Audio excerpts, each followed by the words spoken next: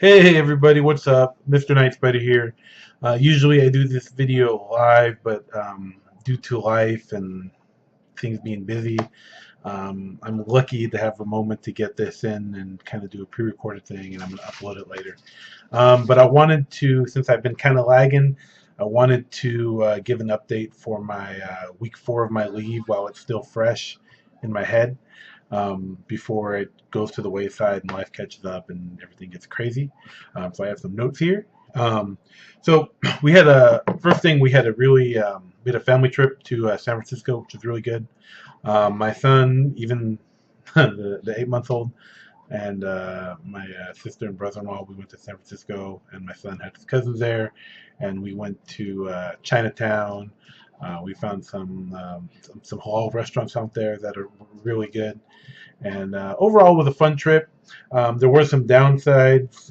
We took BART, and let's just say the public BART system is disgusting, and it's dangerous, and you probably wouldn't want to go there with your family. There's so many just people that just don't care about cleanliness or have any shame.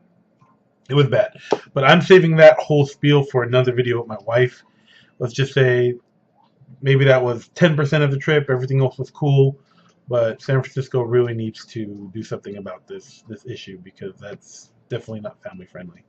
Um, but a weird thing is, this past week has been a little different for me, because I have been like having full days by myself with my son, and with my 4 year old and my 8 month old, just because my wife has been busy. There's her youngest brother is getting married in like a week, and for some reason everybody's contacting her for all their whatever dress concerns or preparation concerns. For some reason everyone's going to my wife. If nothing else, to have her like listen, have her bend her ear and consult with her, and she's a good listener. What can I say? She cares. She has a big heart. So she's been gone a lot of times. She's either dealing with wedding preparation stuff. She's actually had a couple jobs, because she kind of does her own side business, and so there's been a good chunk. It was at least 4 or 5 days where I was just home running things by myself like all day, and it's different. It's different. I definitely feel for her when I was at work like all the time. Having to take this guy this guy over here, taking him to his preschool and picking him up, dropping him off, and having to run around with the infant, and keeping him happy and tending his needs while doing all these errands and taking care of everything. And it's tough. It's tough. It's not an easy job. I don't envy anybody that has to do that. And by the end of the day, like 6, 7 o'clock, she's coming home, or I'm just winding down with the boys and getting ready them for bed, and I'm like, I'm done. I'm exhausted. I'm like falling asleep when he's going to sleep. So it's like it's crazy. It's a crazy thing. So um, definitely some. But the good thing is you're bonding with them, and that's what they call it, bonding time when you're on your leave. But it's a very good experience to have with them. Another thing that, like, I've had a lot of time to reflect, and this goes back. I don't know why this has kind of been a thing, but to give you a little history, I am a mix of Mexican and Puerto Rican. So that in itself, from what I hear from some people, is like a some type of conflict. I don't know, but some people tell me like, oh, Mexican Puerto Rican get along, whatever. So I'm Mexican. I don't know if that's a deal or not, but that alone has set me kind of apart as kind of being an outsider a lot of times. Um, but through the course of a lot of events recently, reflecting on my life, and reflecting on a lot of things, I realized that I've been an outsider probably all of my life, most of my life, in some way, shape, or form. Whether it was in school, whether it was even among my own family, like when we would have family get-togethers, um, I would always just kind of be the black sheep, the odd man out. I was the one not interested in soccer.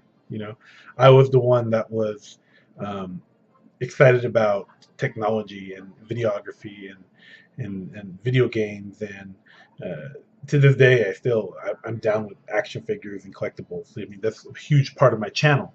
But I've never really fit in, and there is always a sense of awkwardness, and that's even among my own family, right? Not even I'm not even getting to like school and the in my peers portion of things. And moving on to that, it was same like I said, same thing with school. Always odd man out, odd man out. And it's not like people didn't.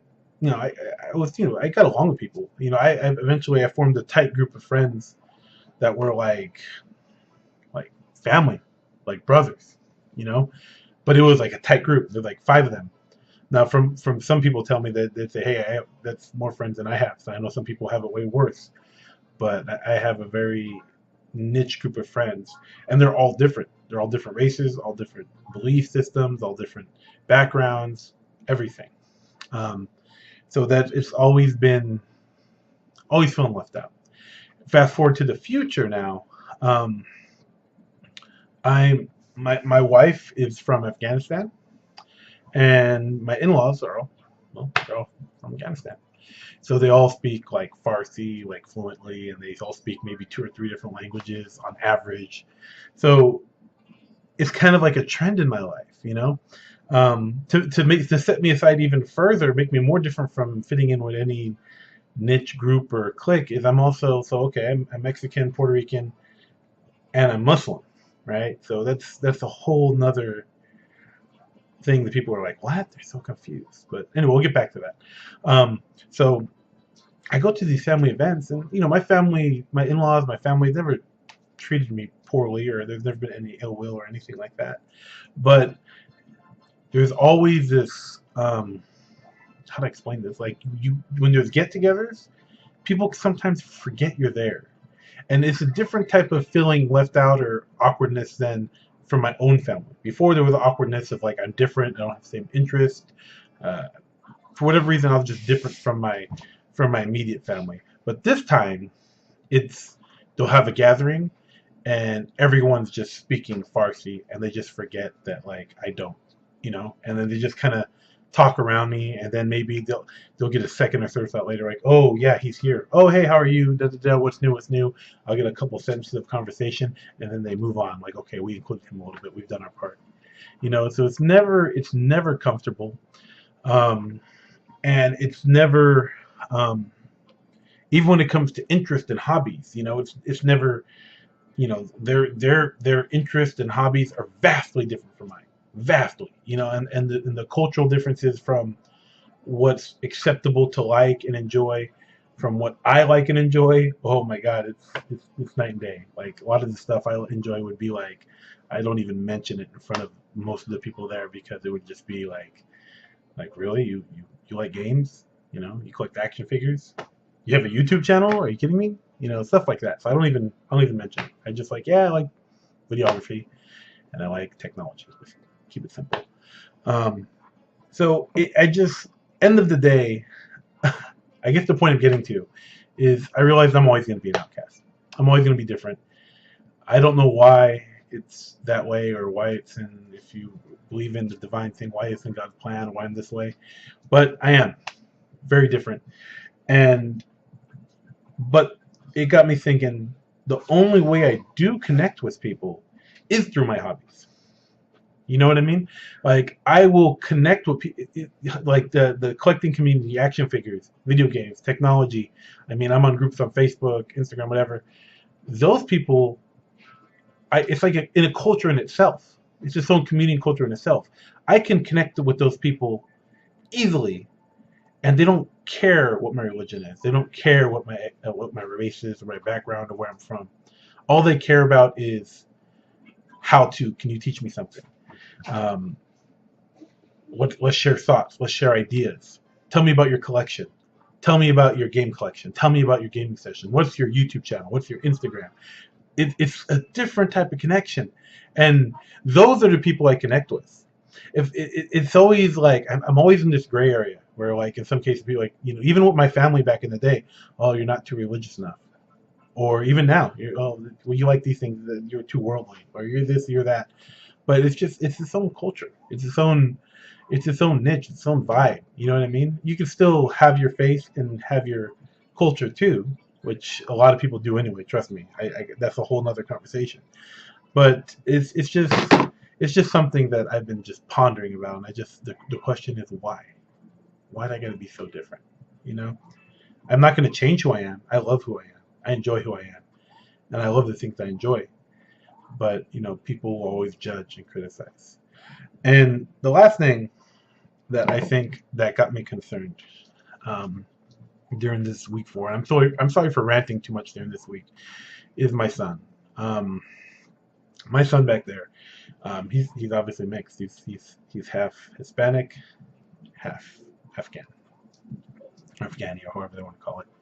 And I just being from here, growing up, born, raised in America, and being Hispanic, and feeling awkward as I have growing up.